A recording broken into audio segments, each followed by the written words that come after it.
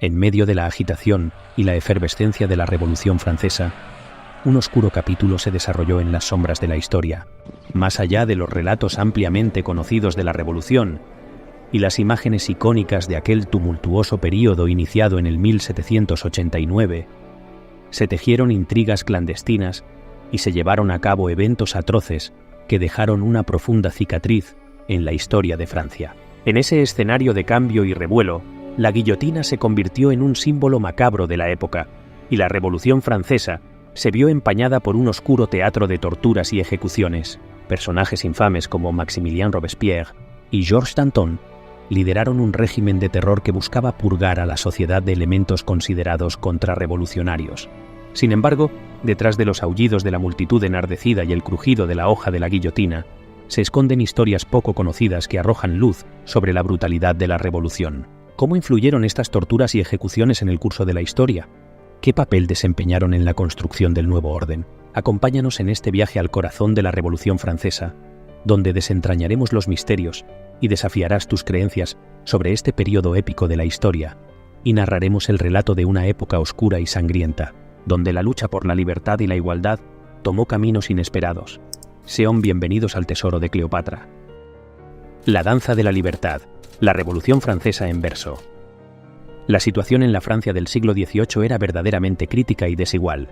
Mientras la monarquía y la aristocracia disfrutaban de una vida lujosa y privilegios, el pueblo común sufría en condiciones de extrema pobreza y opresión. Los campesinos, la mayoría de la población, soportaban una carga fiscal abrumadora que los mantenía atrapados en un ciclo interminable de miseria. Además, las epidemias como la viruela azotaban la población sin que se tomaran medidas adecuadas para prevenirlas o tratarlas. El hambre era una presencia constante en las calles de París, con decenas de personas muriendo de inanición todos los días. En las tabernas y en los círculos de obreros y artesanos, las conspiraciones en voz baja contra la monarquía se volvían cada vez más comunes. La indignación y la frustración se extendían por todo el país, creando un caldo de cultivo para el cambio y la revuelta. Finalmente, la crisis financiera de 1789 se convirtió en la chispa que encendió la Revolución Francesa. La monarquía estaba profundamente endeudada debido a su apoyo a la independencia de las colonias americanas y buscaba obtener más impuestos del pueblo para enfrentar sus problemas financieros. Sin embargo, la población ya no podía soportar esta carga adicional. La convocatoria de los Estados Generales, una asamblea que incluía representantes de los 3 estados sociales, avivó el sentimiento revolucionario. Cuando las demandas de reforma y cambio fueron ignoradas por las clases privilegiadas, el tercer estado se levantó en contra de la tiranía y las injusticias del antiguo régimen, marcando el inicio de un periodo crucial en la historia de Francia y del mundo. La Revolución Francesa. La segadora de almas. El filo de la guillotina. Durante la Revolución Francesa, la guillotina se convirtió en el símbolo más siniestro y eficaz de la justicia revolucionaria. En el corazón de París, en la Plaza de la Revolución, miles de personas se enfrentaron al implacable filo de la maquinaria de la muerte. Los montantes verticales de la guillotina se alzaban imponentes contra el cielo, mientras la multitud se agolpaba para presenciar las ejecuciones que sucedían día tras día. En aquellos días turbulentos, la revolución había arrojado a la aristocracia al patíbulo, y la guillotina no discriminaba entre reyes y plebeyos. Nobleza y burguesía compartían el mismo destino bajo la hoja afilada. El sombrero sostenía la cuchilla, con su lastre de plomo, en lo alto, como un juicio final suspendido sobre la cabeza del condenado. Los relatos de ejecuciones públicas eran escalofriantes. La guillotina se cernía sobre el reo, quien yacía inmovilizado en el cepo con el cuello expuesto. La expectación en el aire era palpable, mientras el verdugo, en una macabra danza de la muerte, accionaba el resorte que desencadenaba la caída de la cuchilla. Un susurro siniestro llenaba la plaza cuando la hoja descendía, separando inexorablemente la cabeza del tronco. La multitud observaba en silencio, algunos con rostros de horror, otros con un frío desapego. La cabeza del condenado, una vez separada de su cuerpo, caía en un saco de cuero con un sordo chapoteo. La muerte, al menos, era rápida y aparentemente indolora. Personajes históricos como Luis XVI, María Antonieta, Robespierre, Madame Roland, fueron víctimas de este terrorífico método de tortura. La llama rebelde, la hoguera. Imagina una noche en París, en medio de la Revolución Francesa, donde la plaza pública se llenaba de una mezcla de espectadores curiosos y fervientes, todos ansiosos por presenciar una ejecución que escapaba a lo común. En el centro de la plaza se alzaba una pira funeraria, una estructura de madera que parecía desafiar al mismo cielo.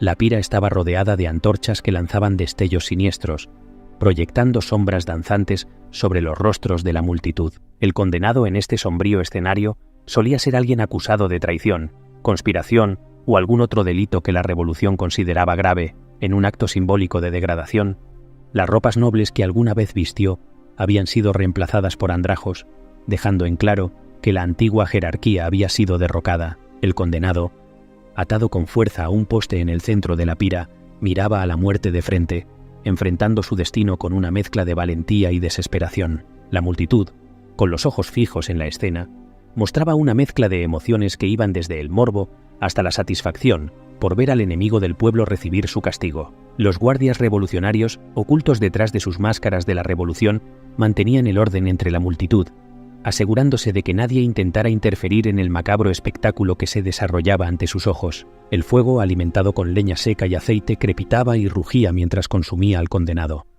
Cada segundo de agonía parecía una eternidad, y los minutos se alargaban de manera desesperante. Los gritos del condenado, llenos de dolor y desesperación, se perdían en el estruendo del fuego que lo envolvía. La piel se carbonizaba, los huesos crujían, y el aroma a carne quemada llenaba el aire, creando una atmósfera opresiva de horror y muerte. El girar de la angustia, la rueda de despedazar. La rueda de despedazar era un dispositivo macabro y sádico utilizado para infligir un sufrimiento inmenso a sus víctimas.